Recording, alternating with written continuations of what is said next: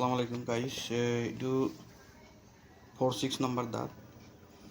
মই crown preparation দিছোঁ start কৰা এইটো দাঁতত ষ্টাৰ্ট না এইটো দাঁতত আমি RCT কৰিছিলোঁ 6 মাহমান আগত পেচেণ্টে তেতিয়া কেপ লগোৱা নাই যিহেতু এইফালে দাঁতটো পুৰা খোৱা আছিলে ভাঙা আছিলে এইটো ফিল আপ কৰি দিছোঁ RCT কৰাৰ পিছত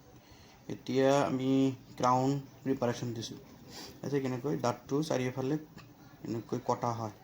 উইথ প্ৰপাৰ এনাটমি হা যাতে কেপটো যেতিয়া আমি বনাম কেপটো ইয়াতে বহাই দিয়া হ'ব কামুৰি দিয়া এইটো এতিয়া আমি মেজাৰ ল'ম মেজাৰ লৈ ডেণ্টেল লেবত পঠাই দিম তাৰপিছত এটা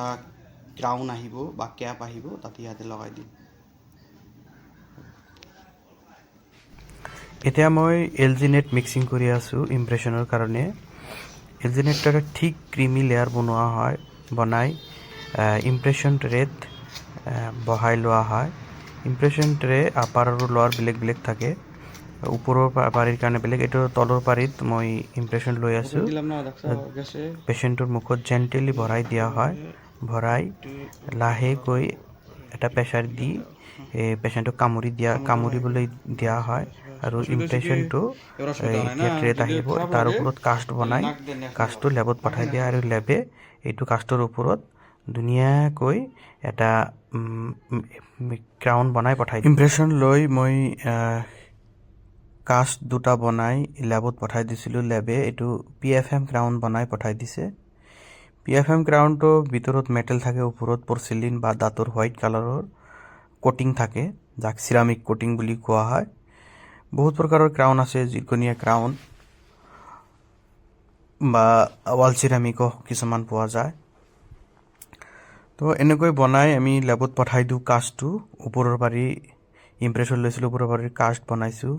তলৰ পাৰি ইমপ্ৰেশ্যন লৈ তলৰ পাৰি কাষ্ট বনাই লেবত পঠাই দিয়াৰ পিছত এনেকৈ লেবে ক্ৰাউনটো বনাই পঠাই দিছে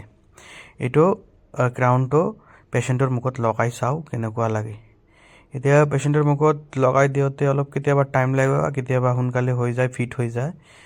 এইটো পেচেণ্টত অলপ টাইম লাগিছিলে কিছুমান পেচেণ্টে একদমেই সোনকালে ফিট হৈ যায় এতিয়া এইটো মই পেচেণ্টক লগাই দিম ক্ৰাউনটো কিয় লগোৱা হয় যিহেতু দাঁত ভাঙা থাকে সেইকাৰণে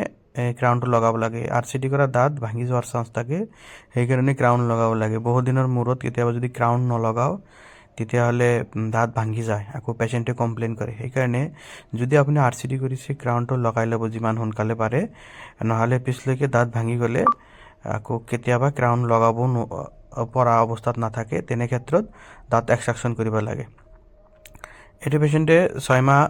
পিছত RCT 6 মাহ পিছত আহি নিজে ক্ৰাউনটো মেজাৰ দি থৈ গৈছিলে